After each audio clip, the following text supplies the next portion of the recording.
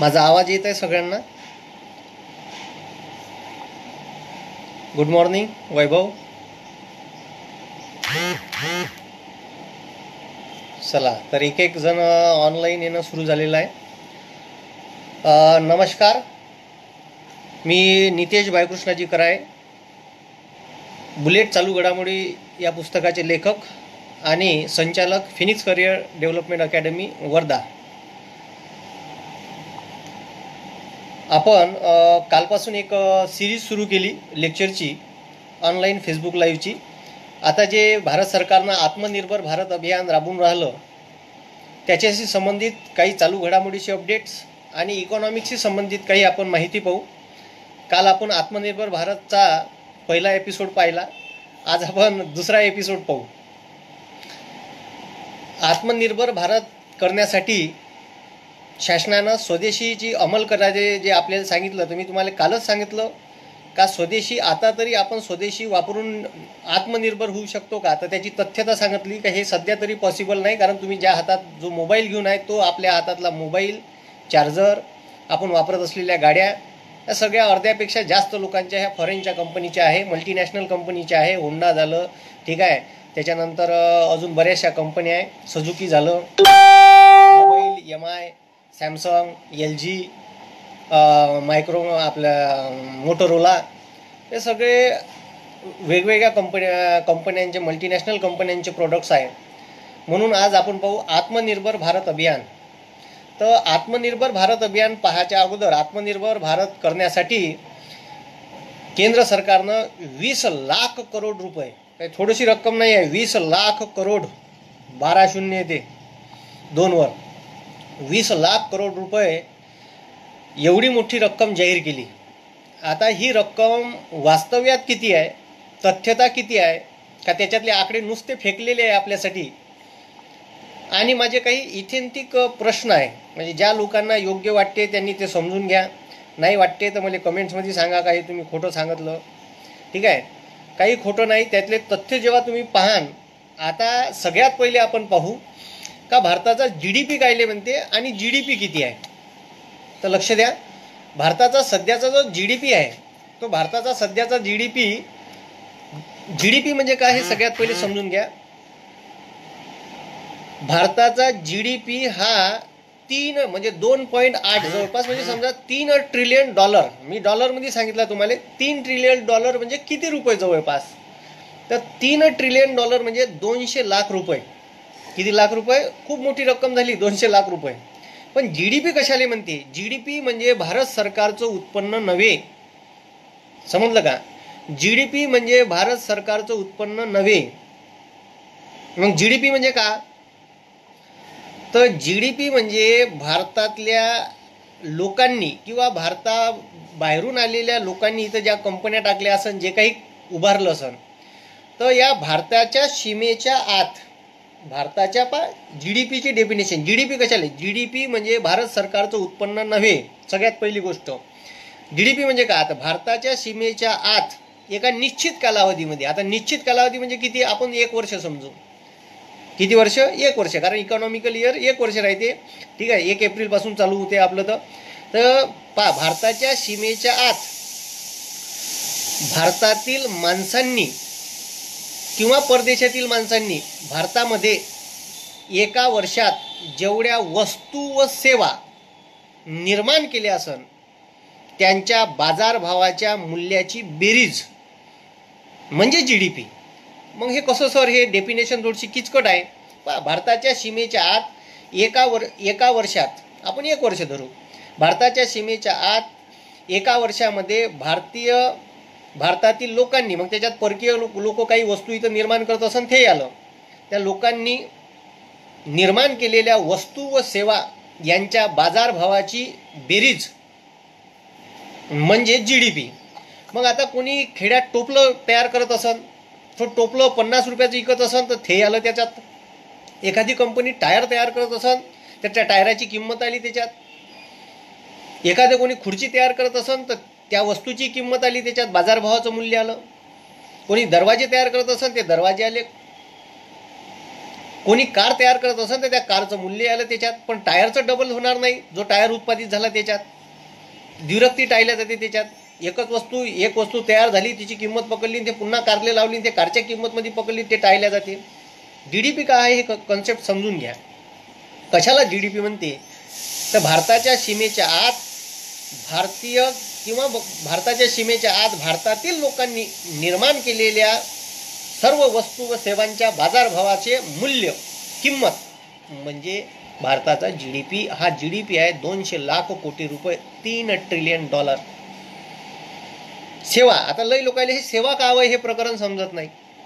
आता तुम्ही मोबाईल वापरता, 3 महिन्याचं रिलायन्स जिओ कचकन 600 रुपये घेते का नाही आपल्याकडून? कचकन 600 फुकट देऊन राहिलं का? पहिले दिलं फुकट तुम्हाला, चंदी लावाले दिलं ना. आता 600 रुपये घेऊन राहिले 3 महिन्याचे. हे जे 600 रुपये घेऊन राहिले तुम्हाला, हे कोणती वस्तू स्वरूपात दिसत नाही. ज्या गोष्टी डोळ्यानं दिसत नाही त्याचे पैसे द्यावे लागते. ज्या गोष्टी डोळ्यानं दिसत नाही त्याचे पैसे द्यावे लागते, त्याला म्हणते सेवा. डॉक्टरकडे गेले, कचकन 2 इंजेक्शन लावते, कचकन घेते 100 रुपये. वैद्यकीय सेवा म्हणते त्याला, मेडिकल सर्व्हिस. एसटी महामंडळाची बस स्टँडवरून उचलते तुम्हाला, नागपुरात येऊन आपटते, कचकन घेते 82 रुपये. आता वाढली का आता का माहीत. प्रवासी सेवा, स्पीड पोस्टनं लेटर पाठवा, पत्र 40 रुपये घेते कचकन, पोस्ट ऑफिस. पोस्टल सेवा,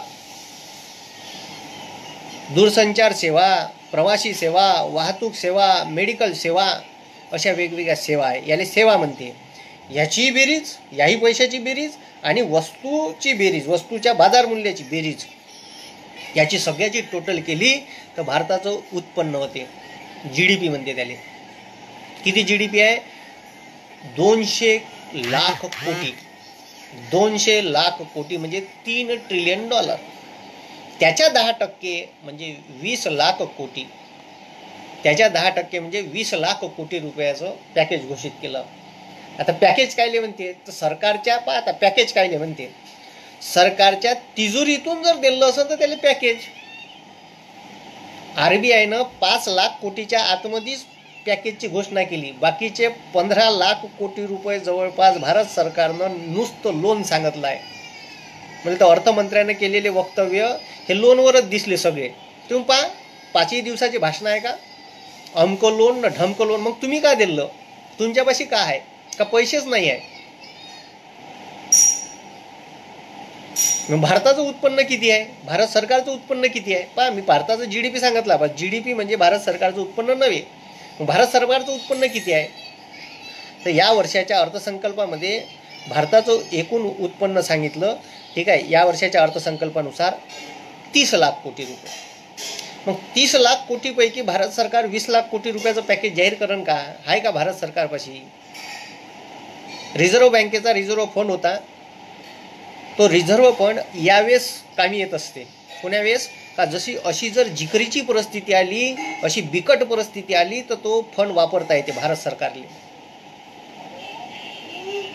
आज तो भारताच्या उत्पन्नाच्या 10% भारत सरकारनं वापरला. पहिले 28,000 कोटी रुपये घेतले आणि मग 1,74,000 कोटी रुपये घेतले.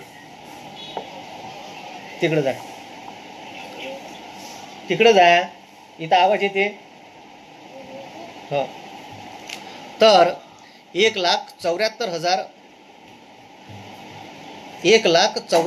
कोटी रुपये तुम्हाला सगळं माहीत असेल. तुम्ही जर टीव्ही पाहत असाल तर पहिले 28,000 कोटी रुपये घेतले आणि त्याच्यानंतर 1,74,000 कोटी रुपये घेतले. असे 2,04,000 कोटी रुपये भारत सरकारनं भारताच्या तिजोरीतले रिझर्व्ह फंडातले आरबीआयचे पैसे वापरले. हे तुमचे आमचे पैसे होते. आता ते वापरून झाले, भारताच्या तिजोरीत पैसे नाही. म्हणून तर ते PM केअर फंड काढला. जो PM केअर फंड हा RTI अंतर्गत येत नाही आणि त्याच्यानंतर त्याचं ऑडिटसुद्धा होऊ शकत नाही. ऑलरेडी राज्यघटनेच्या कलम 267 काय म्हणते लक्ष द्या. राज्यघटनेचं कलम 267 म्हणते, ठीक आहे, जेव्हा राज्यघटना लिहिली तेव्हाच त्या फंडाची प्रोव्हिजन करून ठेवली आहे. राज्यघटनेच्या कलम 267 नुसार राष्ट्रीय आपत्ती निवारण फंड आहे. भारतात जर अशी आपत्कालीन परिस्थिती आली, युद्धजन्य परिस्थिती आली, कोणती बिमारी आली, भूकंप झाला, ठीक आहे, पूरग्रस्त परिस्थिती आली, तर त्या तिजोरीतून भारत सरकार पैसे खर्च करते, त्याची लेवल भरून ठेवल्या जाते, त्या पैशाला हात लावल्या जात नाही खर्चासाठी. कॉन्स्टिट्युशनल प्रोव्हिजन आहे कलम 267 मध्ये राष्ट्रीय आपत्ती निवारण फंडाची, त्यानेच म्हणते पंतप्रधान मदत निधी. ह्या निधी नाही होय तो, त्याचं ऑडिट होते, कुठून पैसे आले, का आले, किती आले, कोण्या कोण्या राज्याला किती किती वाटले, त्याचं ऑडिट होते. PM केअर फंडाचं कधी ऑडिट होऊ शकत नाही, कारण ते कॉन्स्टिट्युशनल नाही आहे. तुम्ही पाहून घ्या, नेटवर पाहू शकता जर मी काही सांगत असून खोटं तर. मग असा फंड का बरं उभारला? ऑलरेडी कॉन्स्टिट्यूशनमध्ये प्रोव्हिजन असताना मोठा प्रश्न आहे, तर कॉन्स्टिट्यूशनमध्ये प्रोव्हिजन असताना तुम्ही असा फंड का बरं उभारला? का ज्याला मान्यता नाही आहे, संसदेची मान्यता नाही आहे, कोणता कायदा केलेला नाही आहे, लोकांचे पैसे आहेत त्याच्यात गेलेले. मग आम्ही विश्वास ठेवायचा कसा? तुम्हाला हिशोब मागायचा कसा? तुम्ही निवडणुकीच्या अगोदर मार सांगत होते, कवडीन कवडीचा हिशोब घ्यायचा, मग तुम्ही तसेच निघाले. तुम्ही काँग्रेसले म्हणता, काँग्रेस आम्हाला वाईट वाटलं म्हणून तुम्हाला निवडून दिलं, तर तुम्ही तसेच निघाले. असंच म्हणा लागण आता आम्हाला. म्हणून ठीक आहे, भारताचं उत्पन्न आहे 30 लाख कोटी रुपयाच्या घरात. भारताचा GDP आहे 200 लाख कोटी. आता त्याच्या 30 लाख कोटीपैकी भारत सरकार खरंच राज्याचे GSTतलेच पैसे द्यायचे आहे.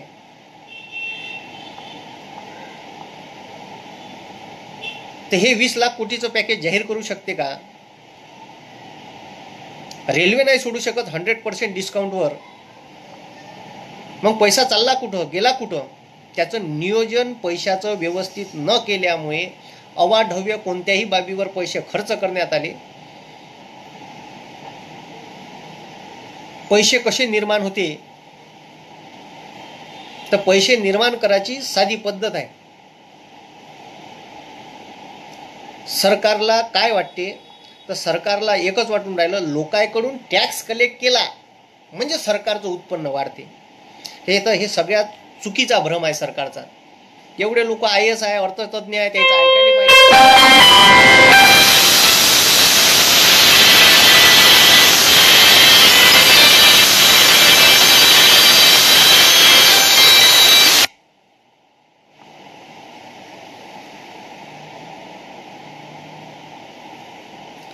एवढे अर्थतज्ञ आहे, त्याचं ऐकायला पाहिजे. ते काय म्हणतात ते समजून घ्यायला पाहिजे. कारण अवाढव्य खर्च केल्यावर हे असंच होतं, कारण त्याचं प्लॅनिंग नाही आहे. आणि पैसा कसा निर्माण होतो, तर पैसा निर्माण होण्याचं साधं टेक्निक आहे का तुम्ही गोरगरिबांच्या आणि जे भारतातले लोक आहेत त्याच्या हातात पैसे द्या. मग त्यांना ते रोजगाराच्या स्वरूपात द्या. साधं सोपं उदाहरण आहे. जर लोकांच्या हातात पैसा गेला तर तो मार्केटमध्ये जाईल. तो मार्केटमध्ये गेला का वस्तू विकत घेईन, मग घरी फ्रीज घेईन, TV घेईन, गाडी घेईन, बायकोले साडी घेऊन देईन, लेकराले कपडे घेऊन देईन. मग लेकराले कपडे घेतले तर कपड्याची मागणी वाढते, फ्रीज घेतली तर फ्रीजची मागणी वाढते. आपोआप भारताचं औद्योगिक उत्पादन सुद्धा वाढते. साधं लॉजिक आहे. पैसा रोटेट झाला पाहिजे, रोटेट. आणि तुम्हाला सांगतो या जगात भारतासारखा पैसा कुठंच रोटेट नाही होत, कोण्याच देशात नाही होत. एवढा फास्ट रोटेट होते. एवढे सण आहे भारतात, एक झाला का दुसरा. जे सुरू होते गणपती, हाडपक्या, महालक्ष्म्या, दुर्गा देवी, दसरा, प्रत्येक सणाले गोड खानपान. आपण पैसा रोटेट करतो प्रचंड वेगानं. दिवाळी आली का लेकराला साडी, बायकोले साडी, लेकराला कपडे, बायकोला साडी. TV दिवाळीले, कोणाच्या घरी फ्रीज, कोणाच्या घरी गाडी. हे लोकांच्या हातात पैसे गेले तर लोक आपोआप खर्च करते, काही सांगायचं काम नाही. आणि एका स्टेपकडून दुसऱ्या स्टेपकडे पैसा गेला का त्याच्यातून तो प्रॉफिट कमावते. असा पैसा निर्माण होत असते. निव्वळ टॅक्स कलेक्ट केल्यानं पैसे उत्पन्न वाढत नसते, हे सरकारनं समजून घ्यावं. जर तुम्हाला टॅक्स वाढवायचा आहे तर वाढवा, पण त्याच्या अगोदर पहिले लोकांचं उत्पन्न वाढवा. ते उत्पन्न कसं वाढन, तर त्याचं साधं टेक्निक आहे. लोकांच्या हातात पैसे द्या लागन, ते रोजगाराच्या स्वरूपात द्या, त्यांना उत्पादनक्षम बनवण्याच्या स्वरूपात द्या, त्यांच्या स्वयंरोजगार निर्माण करा. पण मात्र या सरकारनं हे काहीच केलेलं नाही. हा पैसा उडला रोडवर, करोडपती लोक कॉन्ट्रॅक्टर आहे, हा मशीनाच्या मशीना आहे.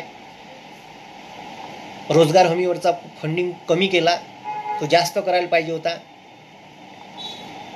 रुरल एरियात पैसे खर्च करायला लागत होते. आज भारतातला 60% माणूस, अजूनही 70% माणूस खेड्यात राहतो आणि 30% भारताची जनसंख्या ही शहरात राहते. 70% जनसंख्येवर पैसे खर्च करायला लागत होते, तेव्हा कुठं भारताचं उत्पन्न वाढलं असतं. हे सरकारच्या अजूनही लक्षात येऊन नाही राहिलं. आणि निव्वळ भांडवलशाही जे लोक आहे भारतातले, रिलायन्स, अदानी, अंबानी, याच्याच फेवरचे निर्णय आहे. तुम्ही पहा, लाल किल्ल्यापासून विकून टाकलं यायनं. आता 6 विमानतळ विकायला काढले. आता याच घोषणेत 6 विमानतळ पहा. स्वदेशीचा पुरस्कार करा, 6 विमानतळ विकणार आहे.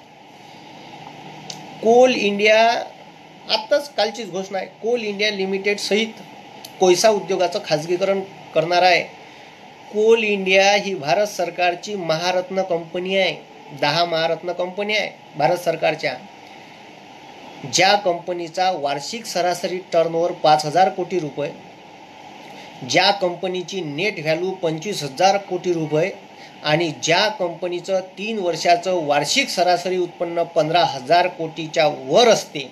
पहा मी काय म्हणलं, नेट सरासरी प्रॉफिट 5,000 कोटी रुपये, 3 वर्षाचं नेट सरासरी प्रॉफिट 15,000 कोटीच्या वर, आणि ज्या कंपनीचा ठीक आहे व्हॅल्यू 25,000 कोटीच्या वर असते, अशा कंपन्या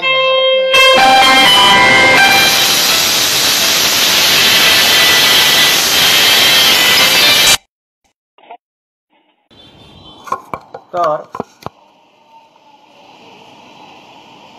हे भारत सरकारला अजूनही कळलं नाही. प्रचंड टॅक्सेशन चालू आहे. पेट्रोल टक्के टॅक्स आहे, 130%. म्हणजे 35 रुपयाचं कंपनीत, इंडियन ऑइल कॉर्पोरेशनमध्ये पेट्रोल तयार होते आणि ते 80 रुपये विकणं चालू आहे. म्हणजे अशी कंडिशन आहे. नुसतं टॅक्स, जिकडून तिकडून टॅक्स. नगर परिषदेचे टॅक्स दिले वाढून, पेट्रोल डिझेलवरचे टॅक्स दिले वाढून. नुसते टॅक्स वाढवल्यानं होत नाही, तर ते टॅक्स भरण्यासाठी लोकांकडे पैसे लागन, आणि ते पैसे कसे लोकांचं उत्पन्न वाढवलं याच्याकडे शासनानं लक्ष द्यायला पाहिजे.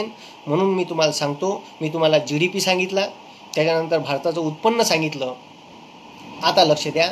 आता या आत्मनिर्भर भारत निर्माण करण्यासाठी आता आत्मनिर्भरता चालूच आहे. तुम्ही लोक पाहून राहिले रस्त्यानं जाताना, पैदल चालले बिचारे, काही सायकलवर, काही पैदल, लहान लहान लेकरं आहे. का म्हणावं, म्हणजे सरकारच्या इज्जतीचा प्रश्न आहे. सरकारनं त्यांच्यासाठी रेल्वे उपलब्ध करून नाही दिल्या, बस उपलब्ध करून नाही दिल्या. जे लोक भारत निर्माण करून राहिले त्या लोकांवर प्रश्नचिन्ह निर्माण आहे. मोदीजींना माझी पाया पडून विनंती आहे का यांच्याकडे लक्ष द्या. कुठं गेला हिंदू? मार हिंदू हिंदू करून नाचत होते तुम्ही. काहून ते हिंदू नाही होय का? का ते बांगलादेशातून आले होय? तुम्ही त्या सिटिझनशिप ॲक्टमध्ये बदल केले. बांगलादेश, अफगाणिस्तान आणि पाकिस्तानातून आलेल्या हिंदू, जैन, ख्रिश्चन, बौद्ध या लोकांना नागरिकत्व देऊन राहिले. इथं भारतीय लोकांची सूद नाही तुम्हाला. इथं भारतीय लोकांना बेसिक नीड्स उपलब्ध करून नाही देऊन राहिले, आणि तुम्ही बाहेरच्याची आणायची गोष्ट करून राहिले होते. याची लाज बाळगा. हे पहा भारत कसा आहे, भारतातल्या लोकांची परिस्थिती पहा.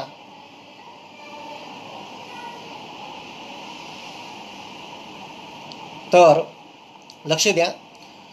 20 लाख कोटी रुपयाचं पॅकेज जाहीर केलं. या पॅकेजमध्ये या सरकारनं 15 कोटीच्या जवळपासचे आकडे नुसते लोनच्या स्वरूपाचे आहे. कशाच्या स्वरूपाचे आहे? लोनच्या.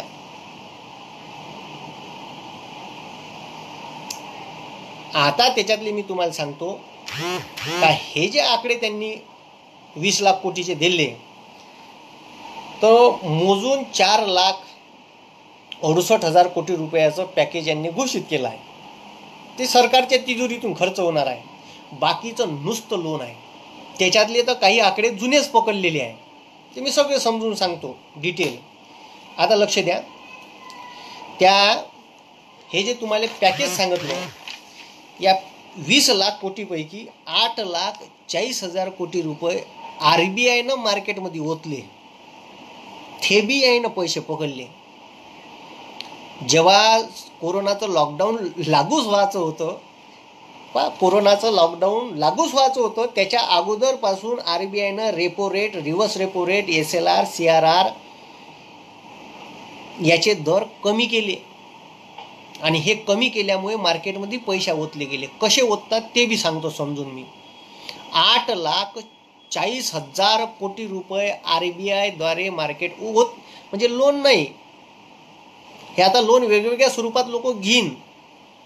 हे एक साधन आहे RBIचं.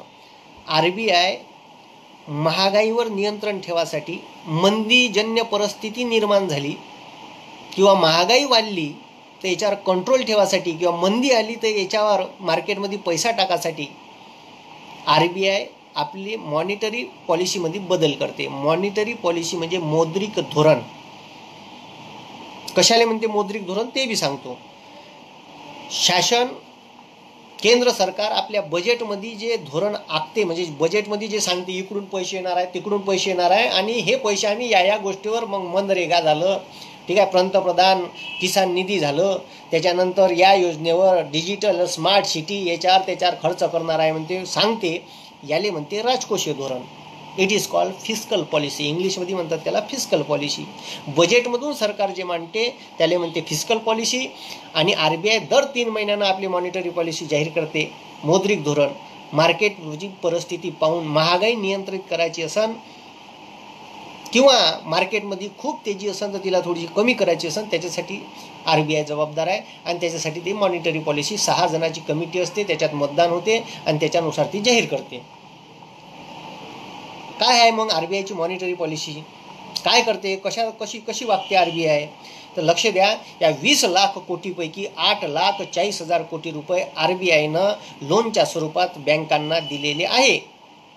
त्याच्या तारखेसहित सांगतो मी, कधी दिले आणि कसे दिले. 8,40,000 कोटी रुपये. 20 लाख कोटीपैकी ते गेले, ते अगोदरच डिक्लेअर झाले होते. हे 20 लाख कोटीचं पॅकेज आहे, ते पकडले याच्यात, ठीक आहे.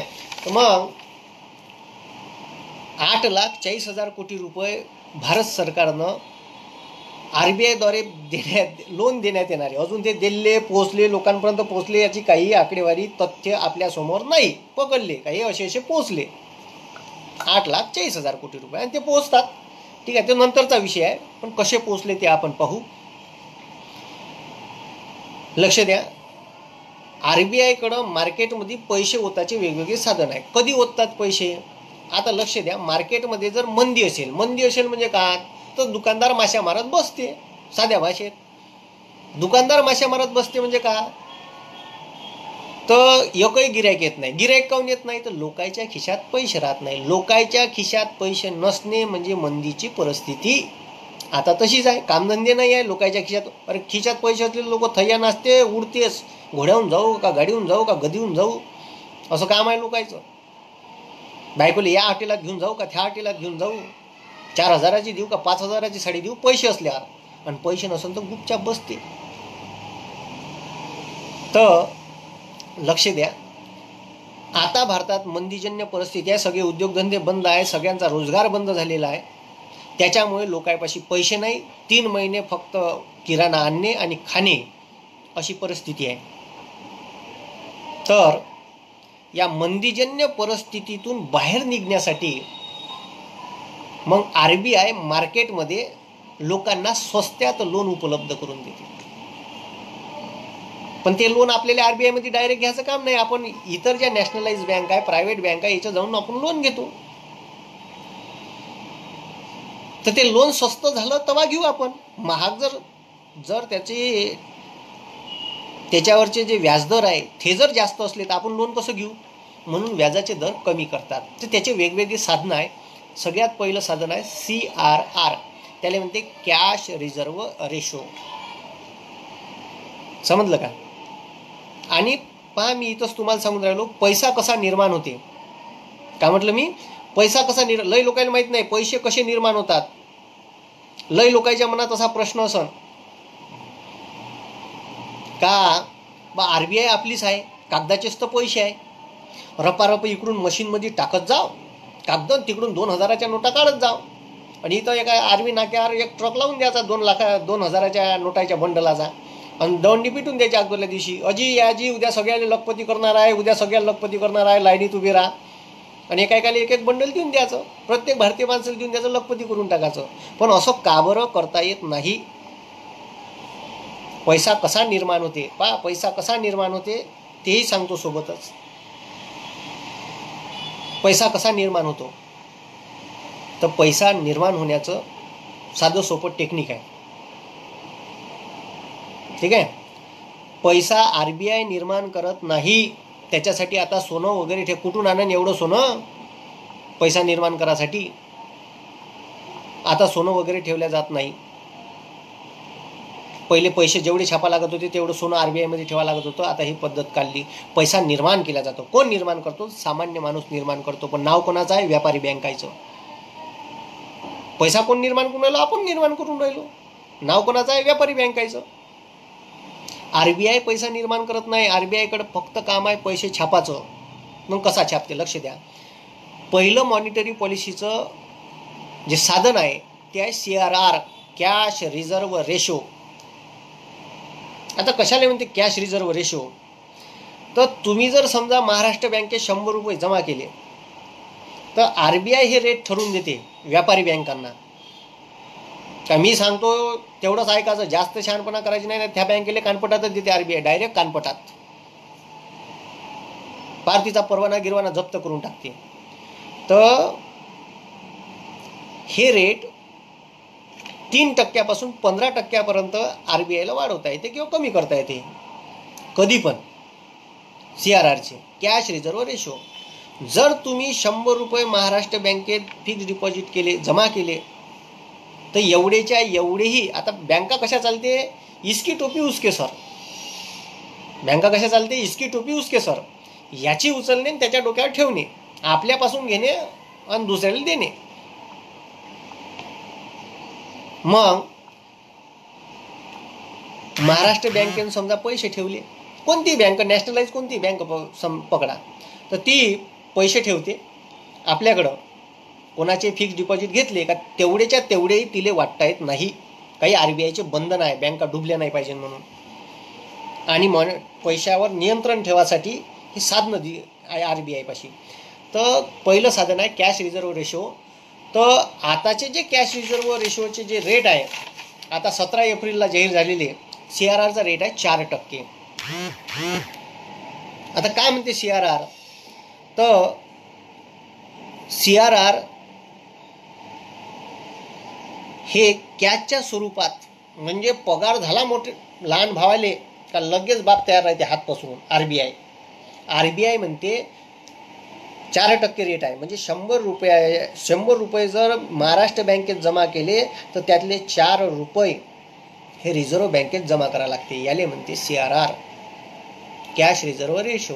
कोणत्याही बँकेत पैसे कोण्याही व्यक्तीनं 100 रुपये जमा केले असेल, फिक्स डिपॉझिट केले असेल, तर तेवढे पैसे वाटता येत नाही. त्यातले 4 रुपये रिझर्व्ह बँकेने कॅश नगदी स्वरूपात पाठवावे लागते. हा रेट आहे 4%. That is called cash reserve ratio.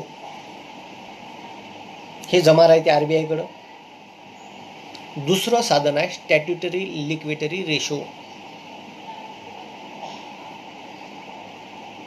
दुसरं साधन आहे मार्केटमध्ये पैसे कमी जास्त करायचं, स्टॅट्युटरी लिक्विडिटी रेशो.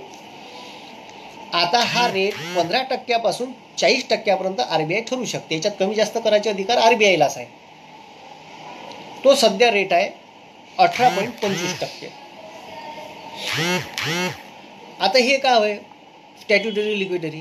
तर मी जे 100 रुपये आता समजा महाराष्ट्र बँकेत जमा केले होते त्यातले 4 रुपये कोण घेतले? RBIनं, CRR मध्ये त्याले ते 4 रुपये गेले, राहिले किती? 96. आता 100 रुपये जमा केले होते, 4 रुपये सरळ RBIला घेतले. RBI म्हणते का स्टॅट्युटरी लिक्विडिटी रेशो म्हणजे का? तर त्या बँकेले म्हणते ज्या बँकेत जमा केले त्या बँकेनं त्यातले सुद्धा आम्ही जेवढे सांगतो तेवढे तुम्ही तुमच्यापाशी जमा ठेवा. That is called statutory liquidity ratio, SLR म्हणते त्याला. तर SLR त्या बँकांनी एखाद्या व्यक्तीनं जर फिक्स डिपॉझिट केले असेल तर त्या बँकांनी स्वतःकडे पैसे जमा ठेवावे, ते तुम्हाला वाटता येणार नाही. आता दिली आहे काही परवानगी 1% ते मार्जिनल फॅसिलिटीमध्ये दिली आहे, सांगतो ते समोर. तर ते पैसे सुद्धा जमा ठेवा लागेल, तुमच्या स्वतःकडे ठेवा. सोन्याच्या स्वरूपात ठेवा, रोख्याच्या स्वरूपात ठेवा किंवा नगदी स्वरूपात ठेवा, पण मात्र ते ठेवा लागेल. ते ऑडिटमध्ये दिसले पाहिजे तेवढे पैसे. तर लक्ष द्या. मग RBIनं हा रेट 18.25% म्हणजे 100 रुपये जर मी महाराष्ट्र बँकेत जमा ठेवले तर CRR म्हणजे 4 रुपये रिझर्व्ह बँकेकडे गेले आणि 18.25 आपण सरळ 18 रेट धरू. 18 रुपये ज्या बँकेनं जमा ठेवले त्या बँकेला बाजूला काढून ठेवा लागते. म्हणजे 18 4 22 रुपये जमा राहते आपले. किती रुपये? 22 रुपये. 100रातले 22 गेले, उरले 78 रुपये. 78 रुपये हे कर्ज वाटासाठी उपलब्ध होते बँकांना. लक्षात आलं तुमच्या मी काय म्हणून राहिलो? ठीक आहे. CRR कॅश रिझर्व्ह नगदी बापाला द्यायला लागते आणि उरलेले जे पैसे आहे स्टॅट्युटरी लिक्विडिटी रेशो हे त्याच्यातले पुन्हा जमा ठेवायला सांगते स्वतःकडं. बँका डुबल्या नाही पाहिजे, बँकाचे पैसे बरोबर राहिले पाहिजे, याच्यासाठी नियम आणि तथ्य पाहिले पाहिजे याच्यासाठी. मग स्टॅट्युटरी लिक्विडिटी रेशो झालं. त्याच्यानंतर आहे रेपो रेट. रिझर्व्ह बँक ज्या व्यापारी बँक आहे, महाराष्ट्र बँक आहे, कॉर्पोरेशन बँक आहे, इलाहाबाद बँक आहे, बडोदा बँक आहे, युनियन बँक आहे, बँक ऑफ इंडिया आहे, जेवढ्या काही आहे, IDB आहे, ICICI आहे, ह्या ज्या व्यापारी बँक आहे यांना एका दिवसासाठी, किती दिवसासाठी? एका दिवसासाठी कोलॅटरल कर्ज लगेच एका दिवसासाठी RBI त्याला म्हणते रेपो रेट. 24 तासासाठी रिझर्व्ह बँकेने RBIला रिझर्व्ह बँकेने व्यापारी बँकांना एका दिवसासाठी दिलेलं कर्ज हे तात्काळ घेते, लगेच अदलाबदली चालते. ते बँकाचं रिझर्व्ह बँकेचं करोडो रुपयाचं कर्ज देते RBI म्हणून. तर त्याचे रेट आहे 4.40%. आता 17 एप्रिलला जाहीर केलेल्यानुसार ते 6 फेब्रुवारीला होते 5.15%. 0.73 लक्ष द्या. 135 पॉईंटनं डिक्रीज केलं. मग आता लक्षात ठेवा 0.25 जरी रेपो रेट 0.25 जरी रेपो रेट 0.25 जरी रेपो रेट कमी केला तर मार्केटमध्ये 30,000 कोटी रुपये चालले जाते. किती हजार कोटी रुपये? 30,000. रेपो रेट म्हणजे दररोजचे व्हॅरी होणारे बँकाचे दर कर्जाचे. Repo rate. Reverse repo rate म्हणजे काय? तर रिव्हर्स रेपो रेट म्हणजे व्यापारी बँकांना RBIला दिलेलं कर्ज. व्यापारी बँका देते का? तर हो, जास्त पैसे झाले तर देईन, कारण तिकडं RBIला जर दुसऱ्या बँकेने पैसे मागितले आणि RBI पैसे नसेल तर ते इकडली घेते आणि तिला देते, असं काम आहे. तर आता लक्ष द्या, जे मी तुम्हाला SLR आणि CRR सांगितलं तर ते 78 रुपये कर्ज द्यासाठी उपलब्ध होत होते. आता समजा जर CRR आणि SLRचे रेट कमी केले, पाहता मी म्हणलं CRRचे रेट 2% म्हणजे 2% रिझर्व्ह बँकेला द्यायला लागेल आणि 15% ठेवा SLR म्हणून त्या बँकाला सांगितलं RBIनं. तर 15 आणि 2 17 रुपये शिल्लक राहून राहिले. बरोबर आहे? 17 रुपये शिल्लक राहून राहिले आणि कर्ज द्यासाठी जे पैसे उपलब्ध पहिले होत होते 78 रुपये. पहा समजून घ्या तुम्ही, 2 रुपये मी जर 4% रेट आहे CRRचे 2% केलं म्हणजे 2 रुपये जमा ठेवायला लागेल 100 पैकी, आणि 18% रेट आहे SLRचा तो 15 केला तर 15 आणि 2 17 रुपये जमा राहील टोटल पैकी. मग उपलब्ध होईल 85 रुपये. जिथं 78 रुपये लोन उपलब्ध होत होतं लोकांना, लोन देण्यासाठी बँकेला उपलब्ध होत होते, ते आता 85 रुपये झाले. म्हणजे कर्ज देण्याची बँकेची जे क्षमता आहे, कर्ज देण्याची क्षमता ती वाढली. ठीक आहे, म्हणून ती वाढली. तर रेपो रेट, बँक दर, आता रेपो रेटचे जर दर कमी केले तर सरळ व्याजाचे दर कमी होते. आणि 5.15वरून 4.40वर फेब्रुवारी महिन्यात 5.15 होते, 6 फेब्रुवारी 2020ले, आणि 17 फेब्रुवारी 2020ले हे 135 पॉईंटनं कमी केल्यामुळे करोडो रुपये मार्केटमध्ये ओतल्या गेले. जाणार आहे, टप्प्याटप्प्याने ते लोक घेणार आहे आता. आणि मार्जिनल स्टँडिंग फॅसिलिटीद्वारे पैसे ओतल्या गेले, म्हणजे स्टॅट्युटरी लिक्विडिटी फंडच्या 1% पैसे पुन्हा बँकेला उपलब्ध करून देता येते.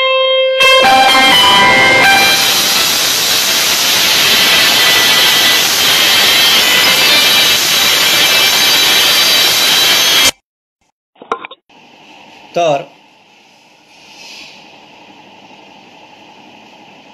आता पहा, जर RBIनं repo rate, reverse repo rate, bank दर कमी केले तर बँकेला स्वस्तात कर्ज उपलब्ध होते. आणि बँकेला स्वस्तात झालं तर ते आपल्या गिराईकाला स्वस्तात कर्ज देते. कर्ज जर स्वस्त झालं म्हणजे जर कर्जाचे दर कमी झाले तर लोक जास्त कर्ज घेईन. बरोबर आहे ना. व्याजाचे दर जर कमी झाले तर लोक जास्त कर्ज घेईन. आणि व्याजाचे दर वाढले, थांब रे बा, नाही आता नाही घर बांधू, व्याजाचे दर जास्त आहे, आता नाही घेऊ कार, राहू दे, कार लोन कायले घेतो, महाग आहे, व्याजाचे दर नंतर पाहू कमी झाल्या. RBI हे कशासाठी करते तर मार्केटमध्ये जर पैसा नसेल, मार्केटमध्ये मंदीची परिस्थिती असेल, पहा मार्केटमध्ये जर मंदीची परिस्थिती असेल, ठीक आहे, मार्केटमध्ये जर पैसा नसेल तर RBI CRR, SLR, repo rate, reverse repo rate, त्याच्यानंतर बँक दर याचे रेट कमी करते. आणि याचे रेट कमी केले का आपोआप लोकांना कर्ज स्वस्तात उपलब्ध होते, कमी पैशात उपलब्ध होते, कमी व्याजाच्या दरावर उपलब्ध होते, आणि ते लोक बँकेमधून लोन उचलते. मग आता मी समजा होम लोनसाठी पैसे ते घेतले असेल तर मी ते आता मग मार्केटमध्ये पैसा कसा जातो, मग मी ते पैसे घेईन, मग मी ते पैसे कोणाला देईन, रेतीवाल्याला देईन. 18,000 रुपयाचा ट्रक, मग तो कोणाला देईन, ड्रायव्हरला देईन, रेती भरणाऱ्याला देईन, मग त्याच्यानंतर जुडाई करण्यावाल्याला देईन, गड्डे खोदण्यावाल्याला देईन, गिट्टीवाल्याला देईन, विटावाल्याला देईन, विटावाल्या मालकाला तो कोणाला देईन, त्याच्या कामगाराला देईन. असा मार्केटमध्ये पैसा मूव्ह होते. आणि तो पैसा मूव्ह झाला का लोकांच्या हातात पैसा पोचते. मग ते कामगार लोक वीट भट्ट्यावरचे मार्केटमध्ये जाईन, किराणा आणन, त्याच्या लेकराले खेळ भांडुले घेऊन देईन, बायकोला साडी घेऊन देईन, त्याला वाटलं तो एखादी सायकल. तर अशा पद्धतीनं तो मार्केटमध्ये पैसा जात असतो. मग मार्केटमध्ये जेव्हा मंदीची परिस्थिती असते, मार्केटमध्ये जेव्हा पैसे नसते, तेव्हा RBI लोकांच्या हातात पैसे ओतते. मंदीच्या परिस्थितीत लोकांच्या हातात पैसे नसल्यामुळे उत्पन्न वाढत जाते आणि त्याचे भाव पडते. त्याला रोटेटमध्ये आणण्यासाठी मार्केटमध्ये पैसा ओतावा लागतो. हे RBIचं साधन आहे. जर मार्केटमध्ये भाववाढ आहे, वस्तूच्या किमती प्रचंड वाढलेल्या आहे. भाववाढ आहे म्हणजे का, भाववाढीच्या परिस्थितीत होते का, तर भाववाढ असली म्हणजे लोकांच्या हातात पैसे जास्त आहे. भाववाढ असणे म्हणजे लोकांच्या चलनवाढ म्हणते, किंमत वाढ म्हणते. लोकांच्या हातात पैसे जास्त असले तर लोक प्रचंड वस्तू खरेदी करायला लागते. मग कूलर घेऊ दे, मग कूलर असेल तर पैसे वाढले तर AC घेऊ दे, गाडी घेऊ दे, घोडा घेऊ दे, घर बांधू दे. लोकांच्या हातात पैसे असल्यावरच्या गोष्टी आहे ह्या. जर लोकांच्या हातात पैसे आहे तर मागणी वाढते. मागणी वाढली का वस्तूचा पुरवठा कमी होते. वस्तूचा पुरवठा कमी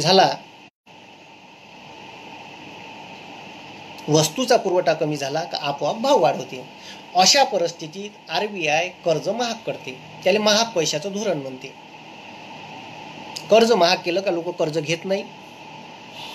आणि व्याजाचे दर वाढल्यामुळे लोक बँकेत पैसे नेऊन टाकते. व्याजाचे दर वाढल्यामुळे लोक बँकेत पैसे नेऊन टाकते आणि लोक कर्ज घ्यायला जात नाही. मार्केटमधला पैसा बँकेत जाते आणि बँकेतून येणारा पैसा कमी होते. अशा प्रकारे RBI पैशावर नियंत्रण ठेवून महागाई कंट्रोलमध्ये ठेवते. मार्केटमध्ये पैसा ओताचा कसा, तर असा मार्केटमध्ये फेब्रुवारी महिन्यापासून RBIनं 8,40,000 कोटी रुपये ओतले आहे. हे लोनच्या स्वरूपात लोकांना भेटणार आहे, ते सुद्धा पैसे या पॅकेजमध्ये या सरकारनं पकडले.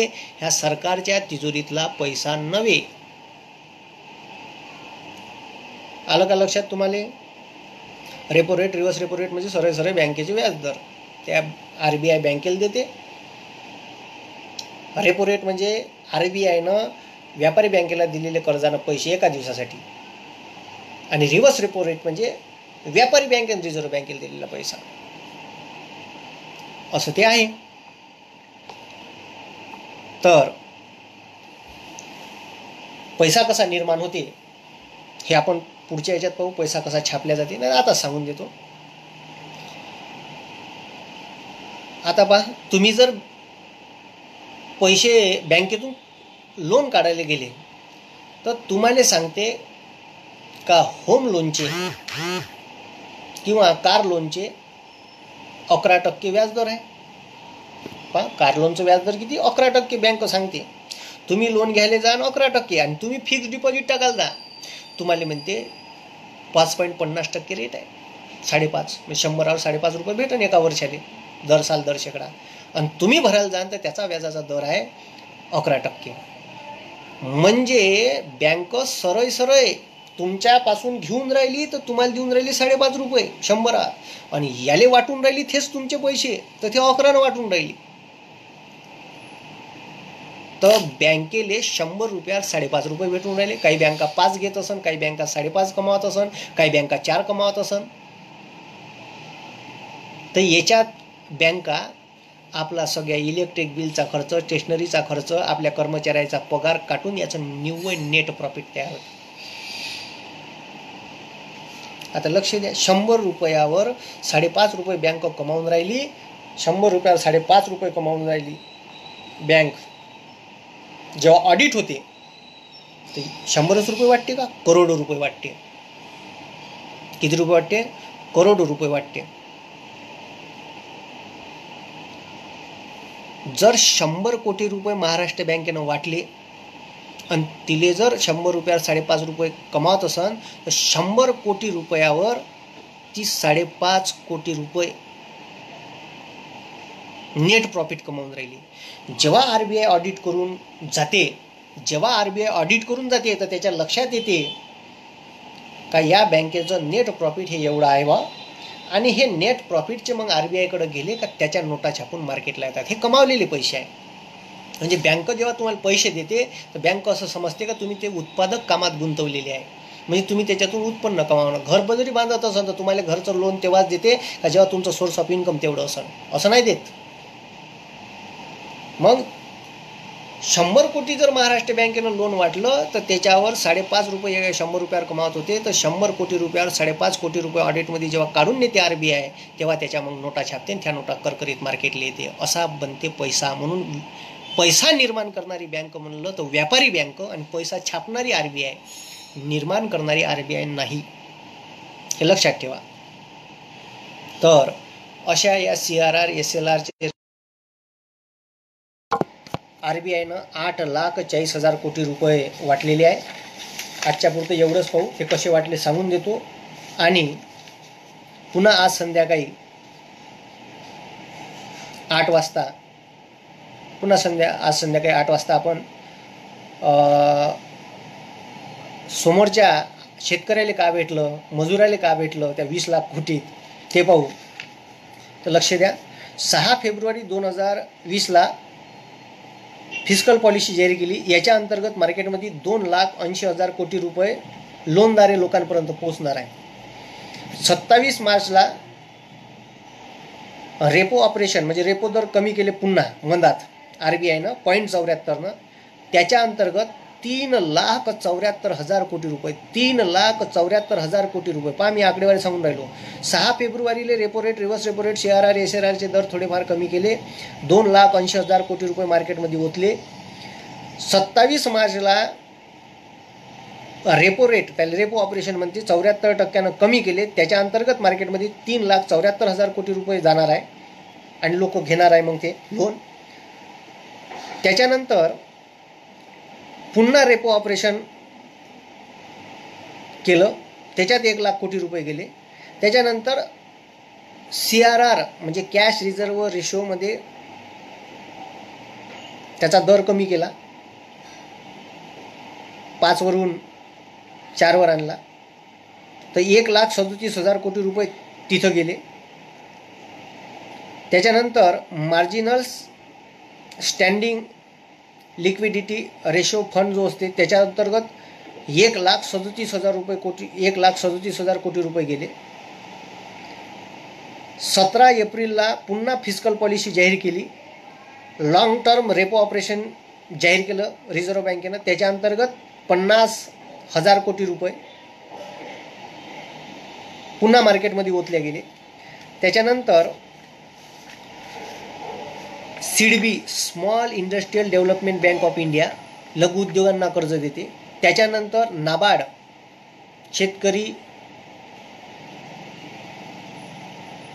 शेतकऱ्यांना कर्ज देते. NABARD national agriculture bank of rural bank of India, नाबार्डचा लॉंग फॉर्म आहे. याला पुनर्वित्त केलं. पुनर्वित्त म्हणजे पुन्हा पैसा देणे, ठीक आहे. रिफायनान्सिंग म्हणते त्याला. पुनर्वित्त म्हणजे RBI कडून नाबार्डला येते आणि नाबार्ड जिथं जिथं क्रॉप लोन शेतीसाठी लोन दिले जाते त्या बँकांना ते पैसे देते, त्याला म्हणते पुनर्वित्त करणाऱ्या संस्था. तर पुनर्वित्तांना 50,000 कोटीचं लोन RBIनं दिलं. त्याच्यानंतर म्युच्युअल फंड, शेअर मार्केट प्रचंड पडल्यामुळे म्युच्युअल फंडची व्हॅल्यू आणि म्युच्युअल फंडवरचा विश्वास लोकांचा उडण्याच्या तयारीत होता. 20% रिव्हर्समध्ये आले. ज्या लोकांचे 1,00,000 रुपये होते तर डायरेक्ट 80,000च राहिले म्युच्युअल फंडमध्ये. त्याच्यावरून विश्वास लोकांचा उडाला होता. तर त्याच्यासाठी special liquidity facility fund declare केला आणि त्याच्यात RBIनं 50,000 कोटी रुपये ओतले. असे एकूण हे 8,40,000 कोटी रुपयाचं पॅकेज RBIनं लोनद्वारे किंवा त्याच्याद्वारे प्राप्त होणार आहे. ते सरकारनं जाहीर केलेलं नाही. तुम्हाला आज याला लिक्विडिटी फंड म्हणते, मराठीत तरलता म्हणते. मार्केटमध्ये महागाईचे दर जास्त वाढू नये याच्यासाठी RBI ही घोषणा करत असते. 20 लाख कोटीपैकी 8,40,000 कोटी रुपये हे RBIनं दिलेले आहे. ते अगोदरपासूनच दिलेले आहे. ती सगळी आकडेवारी यांनी पकडली. मग हे सरकारचं पॅकेज आहे का? तुम्हीच ठरवा तुमचं काय बरं वाईट आहे ते. तर आपण 8 वाजताच्या आज संध्याकाळी 8 वाजताच्या लेक्चरमध्ये पुन्हा समोर पाहू. शेतकऱ्याला काय भेटलं, शेतमजुराला काय भेटलं, मजूर वर्गाला काय भेटलं, मनरेगाला किती फंडिंग केली, 20 कंपन्यांना का बरं फंडिंग पाहिजे होती, कोण लागते यांचे तेही पाहू. तुम्ही मला खूप वेळपर्यंत ऐकलं त्याबद्दल धन्यवाद आणि तुमचे आभार. जय हिंद, जय महाराष्ट्र.